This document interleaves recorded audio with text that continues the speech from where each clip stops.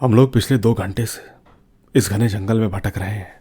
सुबह को इस जंगल में घुसे थे और अब तो सूरज भी ढलने को आ गया है। जंगल के कीड़े और ये मच्छरों ने पूरा आतंक मचा रखा है। हम 5 दोस्त कॉलेज के एक प्रोजेक्ट के चलते इस जंगल में रिसर्च करने के इरादे से आए थे, लेकिन ये जंगल इतना घना है कि अब हम आगे जाने का रास्ता ही भूल गए हैं। सच कहूँ, मेरा यकीन करो, जंगल इतना घना है कि ऊपर का आसमान भी ढंग से नहीं दिख पा रहा। बड़े बड़े पेड़ों ने अपनी फैली टहनियों से ऊपर का पूरा ढक दिया है। उसी वक्त पीछे से सलोनी की आवाज़ आई, कहने लगी कि और करो जंगल पर प्रोजेक्ट। बहुत प्यार था ना तुम्हें जंगल झाड़ियों से। अमन, अब तुम ही आगे का रास्ता बताओ। अमन ने कहा, यार सलोनी, मैं करता भी तो क्या, सारे टॉपिक्स पहले से ही दूसरे बच्चों ने चुन लिए थे। सलोनी और अमन आपस में बहस करने लगे। हमारे ग्रुप में रितेश, रिया, सलोनी और अमन थे और मेरा नाम रवि है। हम पांचों बहुत अच्छे दोस्त थे। सलोनी, अमन और मैं, हम तीनों स्कूल से ही एक दूसरे के दोस्त थे। बस रिया और रितेश कॉलेज से हमारे साथ थे। चलते चलते अचानक रिया भी बोल पड़ी कि देखो गाइस, वहाँ सामने कुछ लोग खड़े हैं। रिया ने अपने हाथ का इशारा करते हुए सामने की तरफ देखते हुए कहा। उसकी बात सुनकर हम एकदम से खड़े हो गए और अपनी नज़रों को सामने की तरफ टिका दिया। सामने तकरीबन 20 हाथ दूर सच में कोई खड़ा हुआ था। वो कुछ 2-3 लोग नजर आ रहे थे, लेकिन पेड़ घने होने की वजह से उन सब लोगों का चेहरा ढंग से नहीं दिख रहा था, बस उनके कपड़े नजर आ रहे थे। तभी सलोनी बोल पड़ी, थैंक गॉड, चलो कोई तो दूसरा बंदा मिला इस जंगल में, वरना मुझे तो पूरी उम्मीद थी कि हम किसी जंगली जानवर का शिकार बनकर ही यहाँ से निकलेंगे। पर खैर दोस्तों, हम थोड़ा खुश होते होते उन लोगों के करीब पहुंच गए। पर यह क्या, पास पहुंचते ही सभी के चेहरे एकदम से सिकुड़ गए। जिसे हम इतनी देर से कोई इंसान समझ रहे थे, असल में वो तो पेड़ थे। पता नहीं कैसे, लेकिन उन पेड़ों ने किसी आदमियों की तरह टी शर्ट पहन रखी थी। और यही सब देखकर हम सबको लगा कि वहां दूर कोई खड़ा है। लेकिन दोस्तों, सबसे हैरानी वाली बात तो मुझे ये लगी कि आखिर उन पेड़ों को वो कपड़ा कैसे पहनाया गया होगा, जबकि वो पेड़ इतने बड़े बड़े थे, मानो आसमान छू रहे थे। टी शर्ट पर कोई कटने फटने का निशान भी नहीं था। आखिर उन पेड़ों को ये शर्ट कैसे पहनाई गई होगी। हम ये सब सोच ही रहे थे कि अचानक रितेश बोल पड़ा, ये क्या बकवास है, इतने घने जंगल के बीचों बीच में ये कैसा मजाक है। अमन ने कहा, अबे ये जंगल के शिकारियों का काम होगा, ताकि पुलिस को धोखा दे सके। यहाँ पर पहाड़ी हिरन बहुत मिलते हैं। दोस्तों, समस्या ये थी कि हम रात कहाँ काटेंगे। वैसे हम अपने साथ टेंट तो लाए थे, लेकिन उसे लगाने के लिए कोई समतल और साफ जगह नहीं दिख रही थी। और साथ में जंगल इतना घना था कि रातों रात हमारी पूरी टोली जंगली जानवरों का शिकार बन जाएगी। हम सब एक दूसरे का मुंह देख रहे थे। सूरज अब आधा डूब गया था, पक्षियां भी अपने अपने घर लौट रही थी। तभी मेरी नज़र ऊपर से उठते हुए धुएं की तरफ गई।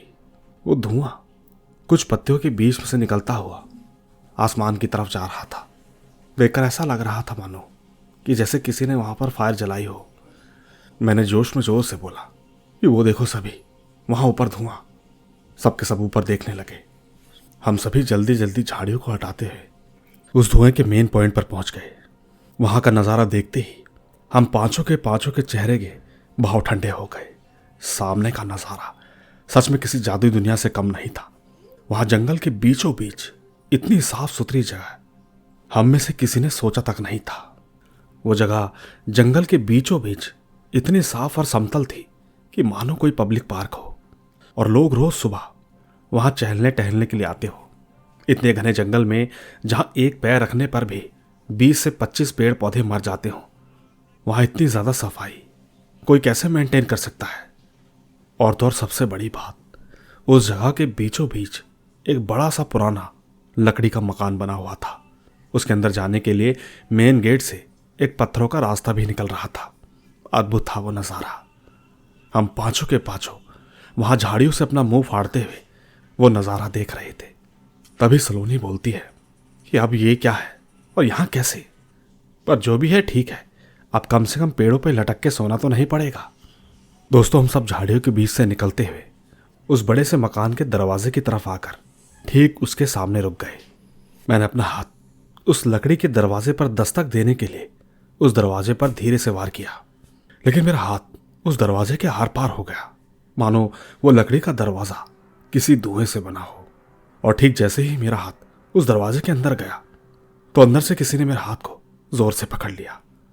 हड़बड़ाहट में मैंने जोर से अपना हाथ एक झटके में वापस खींच लिया। एकदम से दोस्त बोल पड़े, अरे क्या हो गया रवि? मैंने हाफते हुए उस दरवाजे की तरफ देखा। अब वो दरवाज़ा एकदम सही था। मुझे लगा शायद मेरा कोई वहम है। मैंने अपना सिर हिलाते हुए दोबारा उस लकड़ी के दरवाजे पर दस्तक की, लेकिन एक पल के लिए वहां एकदम सन्नाटा छा गया। कुछ ही पलों में किसी के चलने की आवाज़ आने लगी और ठीक अचानक दरवाज़ा खुला। सामने एक 60 वर्षीय बूढ़ा आदमी खड़ा था। उसने काफ़ी पुराने और गंदे कपड़े पहने हुए थे। उसका बायां हाथ गायब था। कंधे से लेकर ही उसका पूरा हाथ कटा हुआ था। उसी वक्त वो भारी आवाज में कहने लगा, अरे आओ अंदर आओ, बड़े दिनों बाद कोई दोबारा इस जंगल में आया है। क्या तुम लोग भी यहाँ फिल्म बनाने आए हो? दोस्तों, ये सुनते ही हम पांचों एक दूसरे की तरफ देखने लगे। फिर मैंने कहा, अरे अंकल, आपको कैसे मालूम कि यहाँ हम फिल्म बनाने आए हैं? और हमसे पहले भी यहाँ कोई आया था क्या? उस बूढ़े आदमी ने पीछे हटते हुए हमें अंदर आने का इशारा किया और चलते चलते कहने लगा, यहाँ हर साल कोई ना कोई कैमरा लेकर आ जाता है। पहले भी यहाँ पूरी एक टोली आई थी, कह रहे थे कोई फिल्म की शूटिंग के लिए आए हैं, इसलिए मैंने तुमसे ये पूछा। हम सब ठीक उस घर के हॉल में खड़े हो गए थे। वो घर अंदर से काफ़ी बड़ा था। बीच में एक बड़ा सा हॉल था और चारों तरफ अलग अलग कमरे के दरवाजे। उसी वक्त रितेश ने कहा, अंकल जी, थोड़ा पानी मिलेगा? उस बूढ़े आदमी ने खांसते हुए कहा, अरे पानी क्या, मैं पूरा खाना लगा देता हूं। तुम सब अपना अपना कमरा चुन लो, तब तक आराम करो। लेकिन बस ये याद रखना, ऊपर कमरे में कोई मत जाना, वो कमरा दरअसल मेरा है। ऐसा बोलते हुए वो बूढ़ा हंसने लगा। हम सब एक दूसरे की तरफ बिना कुछ बोले देखने लगे। सलोनी और अमन एक कमरा चुन लेते हैं, मैं, रितेश और रिया तीनों एक कमरा चुन लेते हैं। खैर, हम सब अपना फ्रेश होके हॉल में आ गए। हॉल में हमने देखा कि काफ़ी सारा खाना रखा हुआ था और ठीक वो बूढ़ा आदमी धीरे धीरे सर हिलाकर मुस्कुरा रहा था। हम सब अंकल का शुक्रिया करके ठीक खाने के लिए बैठ गए। उस रात थकान होने के कारण हम सब जल्दी सो गए। पूरा दिन चलने की वजह से काफ़ी थक गए थे। बिस्तर पर लेटते ही हमारी आंखें बंद हो गई। सुबह हुई तो रितेश को बहुत तेज बुखार आ रहा था। उसका पूरा बदन गर्म हो गया था। और ठीक उस दिन हमने अपने प्रोजेक्ट के लिए बाहर पूरे दिन वीडियो बनाई थी। हमें काफ़ी कुछ रिसर्च करना था। रितेश की हालत देख के हम सभी ने फैसला किया कि वो आज रुककर यहीं आराम करेगा और हम बाकी सभी बाहर जाएंगे। पूरे दिन पेड़ पौधों की वीडियो बनाते बनाते कब सुबह से शाम हो गई पता ही नहीं चल पाया। हम सब अपना सामान लेकर वापस लौट आए, लेकिन जब हमने रितेश को ढूंढा तो वो हमें कहीं पर भी नहीं मिला। जब हमने ठीक उस बूढ़े आदमी से रितेश के बारे में पूछा तो उसने हमें बताया कि रितेश दोपहर से ही कैमरा वगैरह लेकर बाहर चला गया है। शाम काफ़ी ज़्यादा हो चली थी। अब तो रितेश को वापस लौट जाना चाहिए था। हम सभी को रितेश की काफ़ी चिंता होने लगी, इसलिए हम सभी ने यह फैसला किया कि दो दो के ग्रुप में हम अलग अलग दिशा में रितेश को ढूंढेंगे। मैं, रिया और अमन। सूरज ढल गया था और काफ़ी अंधेरा हो चुका था। रिया और मैं अपने हाथ में टॉर्च लेकर घने पेड़ों के बीचों से रितेश को आवाज़ लगाते हुए चल रहे थे। बड़े बड़े लंबे पेड़ रात को और ज़्यादा डरावना बना रहे थे। ऐसा लग रहा था मानो कि कोई लंबे पतले इंसान खड़े हो। उसी वक्त रिया ने मेरा हाथ पीछे से झटके से कस के पकड़ लिया और अपने मुंह पर उंगली रखकर मेरी तरफ इशारा कर रही थी। मैं समझ चुका था कि वो चाहती कि मैं कुछ भी ना बोलूं। रिया की आंखें काफ़ी बड़ी बड़ी और चौड़ी हो गई थी। उसका हाथ मानो काफ़ी गर्म हो गया था। उसने मुझे पास की ही झाड़ियों में चुपचाप बैठने को कहा और ठीक वो मुझे ऊपर घने घने पेड़ों के बीच इशारा करते हुए दिखाने लगी। मैंने ठीक ऊपर की ओर देखा तो चांद की रोशनी में मुझे खास तो कुछ नहीं दिख रहा था, लेकिन तभी एक पतली सी डाली पर मुझे कुछ नजर आया। शायद वो रितेश था। वो एक पेड़ की डाली से लटक रहा था। उसका सर नीचे की तरफ लटक रहा था। हाथ पैर ढीले लग रहे थे, मानो जैसा वो जिंदा ना हो। उसकी छाती के बीचों बीच एक नुकीली पेड़ की डाली चीरते हुए निकल रही थी। ठीक उसी के सहारे वो लटक रहा था। लेकिन इसके बाद जो कुछ हुआ वो मुझे आज तक याद है। ये सब बातें मुझे किसी बुरे सपने की तरह आज भी डराती हैं। देखते ही देखते रितेश एकदम से बुरी तरह हिलने लगा। असल में जिसे हम पेड़ समझ रहे थे वो कोई पेड़ नहीं था। मैंने देखा वो डाली जो रितेश की छाती में थी वो अचानक से उससे निकल गई। रितेश हवा में हिलता हुआ जमीन पर गिर पड़ा। इतना देखते ही सलोनी ने मेरा हाथ पकड़ लिया। जहां पर रितेश गिरा था चारों तरफ खून खून हो गया। इतना देखने के बाद हम दोनों की हवाइयां उड़ गई। हम दोनों बिल्कुल सन्न होकर बैठ गए और वो पेड़ ऐसे लहरा रहा था जैसे किसी तरह की खुशी मना रहा हो। किसी तरह धीरे धीरे करके हम दोनों वहां से निकलकर वापस आ गए। ठीक घर के दरवाजे के सामने सलोनी और अमन भी खड़े हुए थे। उन दोनों के चेहरे देखकर साफ साफ पता चल रहा था कि उन दोनों ने भी कुछ न कुछ भयानक तो देखा है। फिर सलोनी हम दोनों को देखकर हाफते हुए बोलने लगी कि रवि, जिस पेड़ को हमने कल आते वक्त देखा था, जिन्होंने कपड़े पहने हुए थे, वो पेड़ बहुत अजीब है। मैं कुछ कहता इससे पहले अमन ने कहा कि क्या तुम दोनों को रितेश मिला? हम दोनों चुप हो गए। फिर रिया ने सब कुछ उन दोनों को बता दिया जो हमारे साथ जंगल में हुआ था। हम सबके सब कमरे में एक साथ बिल्कुल चुपचाप होकर बैठ गए। हम में से कोई भी किसी को कुछ भी नहीं बोल रहा था। तभी वो बूढ़ा आदमी हमारे कमरे में चलते हुए आया और एक पल रुक के बोलने लगा, इस जंगल में जंगली जानवरों से इतना खतरा नहीं जितना दूमर प्रेत से है। दूमर प्रेत एक तरह के काले जंगलों के भयानक प्रेत होते हैं जो कि पहले इंसान हुआ करते थे। किसी कारणवश उनकी मृत्यु जंगल में होने के कारण दूमर प्रेत बन गए। हम सब के सब मुंह फाड़े उस आदमी की बातों को ध्यान से सुन रहे थे। तभी सलोनी रोते हुए बोली, मुझे फर्क नहीं पड़ता कि वो क्या है, क्यों है, हमें इस जंगल से निकलना है। आप बस हमें यहां से निकलने का रास्ता बता दीजिए। वो बूढ़ा आदमी धीरे से हंसते हुए कहने लगा, यहां से निकलने का रास्ता वो तो मुझे आज तक खुद पता नहीं चला। मैं पिछले 25 सालों से कैद हूं। कई बार खोजने पर भी मुझे रास्ता नहीं मिल पाया। अब तो मुझे ऐसा लगता है शायद यही मेरा भाग्य है। भाग्य से कोई नहीं बच सकता। तुम लोग कल सुबह होते ही यहां से निकलने का रास्ता ढूंढ लेना। अगर मिल गया तो समझना भाग्य था तुम्हारा। ऐसा बोलते बोलते वो आदमी ऊपर अपने कमरे में चला गया। हम सब एकदम चुपचाप हैरान होकर बैठ गए। हल्की सी रोशनी में मेरी आंखें खुली। सबके सब वैसे ही बैठे बैठे सो गए थे। सभी गहरी नींद में पड़े हुए थे। रात काफी ज्यादा हो गई थी। चारों तरफ बस सन्नाटा ही सन्नाटा था। लेकिन एक हल्की सी नीले कलर की रोशनी मेरे आंखों पर पड़ रही थी। वो रोशनी कमरे की सीलिंग से आ रही थी और ठीक ऊपर उस बूढ़े आदमी का कमरा था। वहीं इस लकड़ी के फट्टों के बीच से वो नीली रोशनी रह रहकर निकल रही थी। मैं चुपचाप बिना आवाज किए कमरे से निकलते हुए हॉल में पहुंचा। हॉल में वो नीली रोशनी और ज्यादा गिर रही थी। मैं धीरे धीरे करके बिल्कुल बिना आवाज किए ऊपर सीढ़ियां चढ़ते हुए ठीक बूढ़े के कमरे के दरवाजे के पास पहुंचा और ठीक दरवाजों के फट्टों की फांक से मैं अंदर झांकने लगा। अंदर एक बड़ा सा सोफा लगा हुआ था। उसके ऊपर वो बूढ़ा आदमी बैठा हुआ था। उसका चेहरा सामने दीवार की तरफ था। जब मेरी आंखें उस दीवार पर गई तो अचानक मेरे शरीर में एक सिहरन सी दौड़ गई, क्योंकि उस सामने वाली दीवार पर कुछ ऐसा था जो आज तक मैं नहीं समझ पाया। उस दीवार में एक बड़ा सा गोल काले कलर का छेद था। वो नीली रोशनी उसी छेद में से निकल रही थी और तो उस छेद में से सफेद सफेद जुगनों की तरह कुछ उड़ती हुई रोशनी निकलकर उस बूढ़े आदमी के शरीर के अंदर जा रही थी। देखकर ऐसा लगा मानो कि जैसे वो कई रहस्यमयी शक्तियों को अपने अंदर समा रहा हो।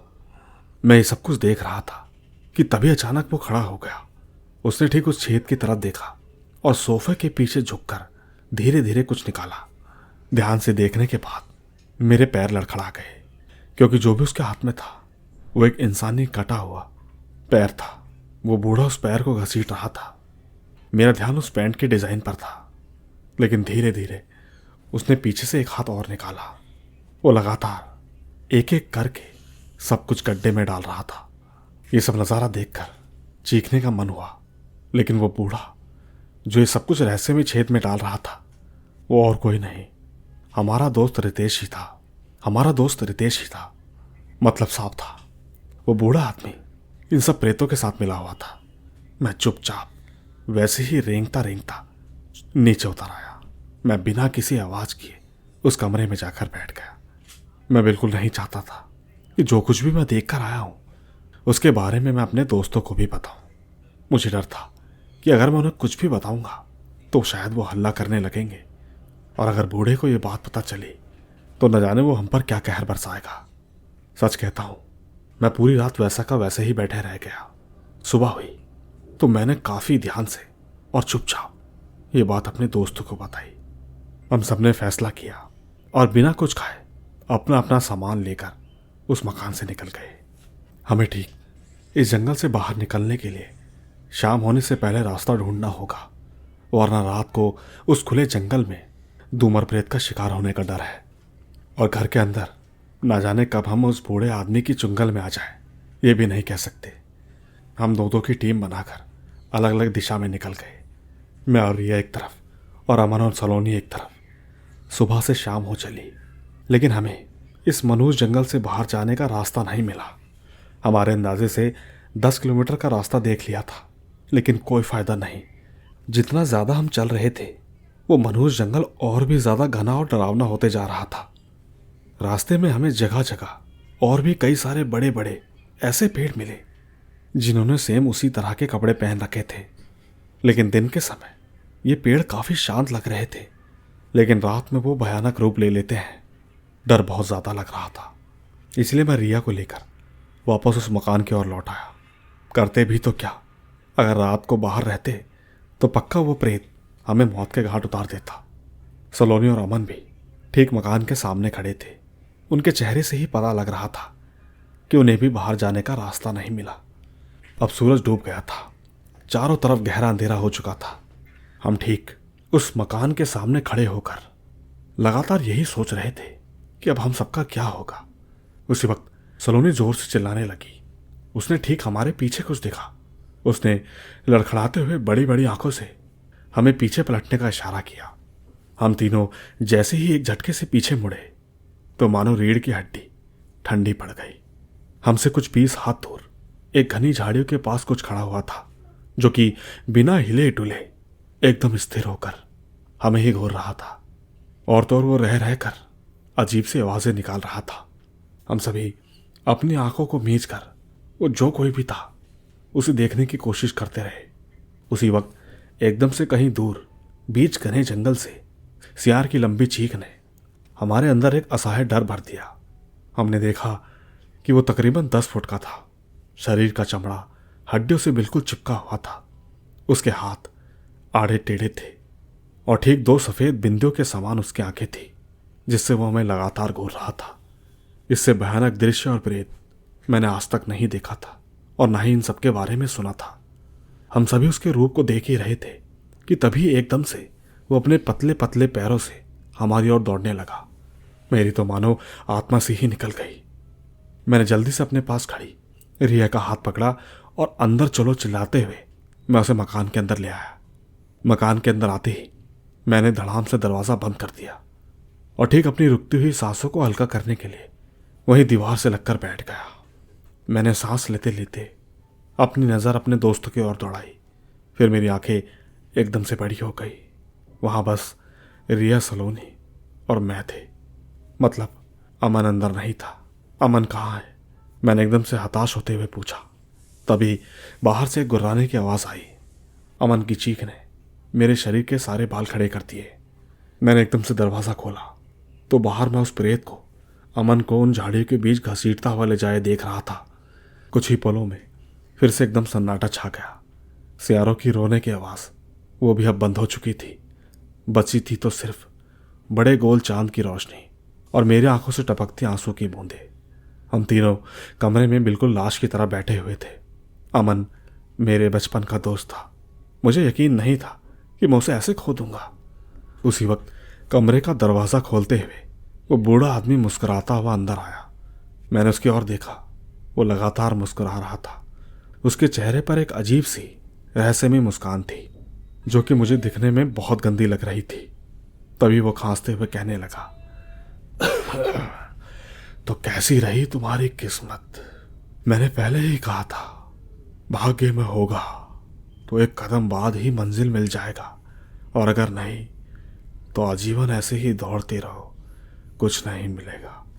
उसी वक्त सलोनी रोते हुए कहने लगी कि आपने तो कहा था कि आप इस जंगल में पिछले 25 साल से रह रहे हो, तो क्या आपको भी यहां से निकलने का रास्ता नहीं पता? वो बूढ़ा आदमी मुस्कुराने लगा और अपनी आंखें बड़ी करके बोलने लगा, एक ही मंजिल जाने वाले अक्सर एक ही रास्ते पर चलते हैं।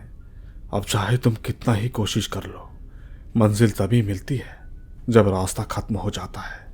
अभी तुम ये बात समझ नहीं पाओगे, लेकिन जल्द ही एक एक अक्षर तुम्हें साफ साफ खुद बताएगा। इतना कहकर वो वहां से चले गया। हम सब बस एक दूसरे का चेहरा देखने लगे। इसके ठीक कुछ देर बाद कब मेरी आंखें लग गई मुझे पता ही नहीं चला। थोड़ी देर बाद मेरी नींद एक आग के तेज गर्म भपके से खुली।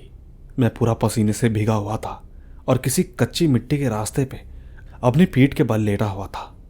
एक पल के लिए मैं सोच में पड़ गया कि मैं तो कमरे में बैठा हुआ था, तो फिर यहां इस सड़क के किनारे कैसे लेटा पड़ा हूं। इतने में मुझे एकदम से रिया की चीख मेरे पैरों की तरफ से सुनाई दी। मैंने अपना सिर जमीन से थोड़ा ऊपर किया। मैं सामने का नजारा देखकर हैरान ही रह गया। सामने रिया एक मोटे और बड़े पेड़ से बंधी हुई थी। वो दर्द के मारे छटपटा रही थी। वो बहुत डरी हुई थी। वो बूढ़ा आदमी भी वहीं खड़ा हुआ था। उसके हाथों पर ठीक एक आरी थी। ठीक उसके बगल में एक पेड़ और था, उस पर सलोनी बंधी हुई थी। दोनों वहां से भागने के लिए छटपटा रहे थे। मैंने जैसे ही उनकी मदद के लिए खड़ा होना चाहा तो मुझे पता चला कि मैं अपना शरीर नहीं हिला पा रहा हूं। मेरे हाथ पैर मानो सुन्न हो गए थे। मुझे समझ आया कि मैं उस लकड़ी के मकान से बस कुछ ही दूर पड़ा हुआ था, लेकिन यहां पे ये रास्ता कैसे आया? वो पूरे मकान का रास्ता 20-30 घने घने पेड़ों से घिरा हुआ था। उसी वक्त वो बूढ़ा आदमी रिया के पास गया और ठीक धीरे से हंसते हुए गर्दन मोड़कर मेरी तरफ देखने लगा। वो ठीक एक जोर से भारी चीख के साथ हाथ में पकड़ी उस आरी को हवा में घुमाने लगा। मेरे बस में कुछ नहीं था। मानो ये सब कुछ एकदम बुरे सपने की तरह लग रहा था। वो बूढ़ा आदमी धीरे धीरे चलते चलते मेरे पास आकर खड़ा हो गया और ठीक शैतानी मुस्कुराहट के साथ अपने हाथ में पकड़ी उस आरी को सलोनी के सामने फेंक दिया। कहने लगा कि जलन और द्वेष इंसान को खोखला कर देती है, और इस खोखले इंसान के बीच जो कोई भी आ जाता है वो इसकी चपेट में नष्ट हो जाता है। इतना कहकर वो जोर जोर से हंसने लगा। सलोनी और रिया दोनों मुझसे बार बार कह रही थी कि मुझे बचा लो। मैंने देखा उस बूढ़े इंसान ने एक ही बारी में उन दोनों का चेहरा धड़ से अलग कर दिया। वो मंजर बहुत ज्यादा भयानक था। धीरे धीरे मेरी आंखें धुंधली होने लगी और फिर एकदम सलोनी की आवाज से मेरी नींद टूट गई। रवि उठो यार, रवि यहां से निकलना भी तो है। मैंने धीरे धीरे अपनी आंखें खोली। सामने रिया और सलोनी अपना अपना सामान समेटे बैठे हुए थे। मैं एकदम से उठकर बैठ गया। बगल में एक मग्गे में पानी था। मैंने जल्दी से कुछ छींटे अपने चेहरे पर मारी। यकीन नहीं हुआ, वो सब कुछ एकदम भयानक सपना था। हम सब चुपचाप अपना बिस्तरा बोरिया लेकर वहां से निकलने लगे, लेकिन वो बूढ़ा आदमी वहीं गेट पर खड़ा था। वो बड़ी ही गंदी और शैतानी नजरों से लगातार मुझे घूर रहा था। सलोनी और रिया उसे धक्का देते हुए उसके बगल से निकल गए, लेकिन जब मैं उसके बगल से जाने लगा तो एकदम से उसने मेरे हाथ की कलाई को जोर से पकड़ लिया। मैं एकदम से पीछे मुड़ा और अपना हाथ छुड़ाने लगा, लेकिन छुड़ा नहीं पाया। मैंने उन दोनों को आवाज दी, लेकिन जैसे ही मेरी नजर उन पर गई तो मानो मेरे पसीने निकल गए। वो दोनों एकदम मानो जम से गए हों, बिल्कुल भी नहीं हिल रहे थे। देखकर लग रहा था जैसे पत्थर की मूर्ति हो। उस बूढ़े आदमी ने मेरे कानों के बगल में आकर कुछ ऐसा कहा जो मुझे समझ तो नहीं आया, लेकिन मेरे रोंगटे खड़े हो गए। उसने मुझसे कहा, बंद आंखें देखा ही सच्चाई है, अब जो है वो है। जा रही तुमसे छुपाई है, बस तेरे अच्छे कर्म थे इसीलिए ये सुबह तुझे दिखाई है। ऐसा बोलते ही एकदम से सब कुछ नॉर्मल हो गया। पीछे से सलोनी और रिया मुझे आवाज़ देने लगे कि चल रवि। मैं सन्नाटे से उन दोनों को देख रहा था। मैं ठीक समझने की कोशिश कर रहा था कि अभी मेरे साथ क्या हुआ। खैर, हम तीनों फिर निकल गए। पिछले दिन की तरह हम तीनों उस शैतानी जंगल में भटकते रहे, लेकिन आज भी रास्ता हमें नहीं मिल रहा था। धीरे धीरे फिर से शाम आई और अंधेरा हो गया। हम तीनों दोबारा उस मकान की तरफ लौटने लगे। मौसम कुछ अजीब सा हो गया था। मैं ठीक तेजी से आगे आगे चल रहा था और पीछे पीछे वो दोनों धीरे धीरे आ रही थी। आसमान का माहौल कुछ ऐसा हो रहा था जो बिल्कुल आज सुबह वाले उस भयानक सपने जैसा लग रहा था। मेरा मन बेचैन होता जा रहा था, पता नहीं क्यों। अब हम तीनों ठीक उस मकान के बगल में आ गए थे। तभी मैंने देखा कि उस मकान की तरफ से कोई तेज रोशनी आ रही थी। मैंने थोड़ा और आगे जाकर देखा तो पता लगा कि वो आग की लपटें थी। इतना देखते ही मेरी आंखें बड़ी हो गई। मैं पीछे मुड़ा तो सलोनी और रिया। मैंने उनसे कहा, ये तो बिल्कुल मेरे सपने जैसा है। इतना बोलते बोलते मैं चुप हो गया क्योंकि पीछे कोई नहीं था। सलोनी और रिया दोनों, जो कि अब तक मेरे पीछे पीछे भागते हुए आ रहे थे, पर अब दोनों में से कोई नहीं था। उसी बीच एकदम से मेरे कानों में उस बूढ़े की बातें गूंजने लगी जो कि उसने मुझसे आज सुबह कहा था, बंद आंखें देख ही सच्चाई है, अब जो है वो है, जा रही तुमसे छुपाई है, जा तेरे कर्म अच्छे थे इसीलिए ये सुबह तुझे दिखाई है। दोस्तों, मैं मुड़ा और तेजी से भागता भागता उस मकान की तरफ दौड़ने लगा। मकान के करीब आते ही मैं किसी पत्थर से टकराकर जमीन पर मुंह के बल गिर पड़ा। लेकिन जमीन पर गिरते ही मुझे कुछ अजीब सा महसूस हुआ। मेरे हाथों में मिट्टी लगी हुई थी। इतने घने जंगल में जहां सिर्फ बड़ी बड़ी घास थी, वहां इतनी सूखी धूल कैसे आई? मैंने अपना सिर उठाया और देखते ही मैं बौखला गया। मैं ठीक एक कच्चे मिट्टी के रास्ते पर पड़ा हुआ था, बिल्कुल वैसे रास्ते पर ही जैसे मैंने अपने सपने में देखा था। मैंने अपनी आंखें उस मकान की तरफ दौड़ाई। वहां का नज़ारा बिल्कुल ऐसे ही था जैसा मैंने अपने सपने में देखा। मेरे बिल्कुल सामने रिया और सलोनी पेड़ से बंधी हुई थी। सामने वही बूढ़ा मुस्कुराकर मुझे देख रहा था। ये सब कुछ देखने के बाद धीरे धीरे मेरी आंखें बंद होने लगी। अचानक जब कुछ देर बाद मुझे होश आया तो मेरी आंखें अस्पताल में खुली। मुझे कोई अस्पताल ले आया था। दोस्तों, काफ़ी साल बीतने के बाद मुझे ये पूरी कहानी पता चली। उस जंगल के बारे में लोगों का ये कहना है कि हम सभी 2 महीनों से लापता थे, जबकि हम उस जंगल में सिर्फ 6 दिन ही रुके थे। काफ़ी रिसर्च और ऑपरेशन चले थे, लेकिन हमारा कोई नामो निशान नहीं था। यहाँ तक कि दोस्तों, मुझे ये भी मालूम चला कि जंगल के बीचों बीच कोई मकान या घर नहीं था। असल में वहाँ कोई जाता ही नहीं है। बस सालों में एक बार सरकारी लोग पूरी टीम और हेलीकॉप्टर के साथ वहाँ रिसर्च करने के लिए जाते हैं। और तो और मैंने इंटरनेट पर भी पढ़ा था कि बहुत साल पहले वहाँ एक फिल्म मेकिंग क्रू गया था, लेकिन आपस में किसी लड़ाई के कारण उन सभी ने एक दूसरे को मार डाला था। बाकी दोस्तों, आप सभी को बता दूं कि ये मेरी खुद की बनाई हुई कहानी है। अगर आपको पसंद आई तो इसे लाइक, शेयर और चैनल को सब्सक्राइब ज़रूर करना। बाकी महेश सर आपके लिए रियल हॉरर स्टोरी तो लाते ही रहते हैं। एक बार इस तरह की कहानी को भी प्यार दीजिएगा। धन्यवाद।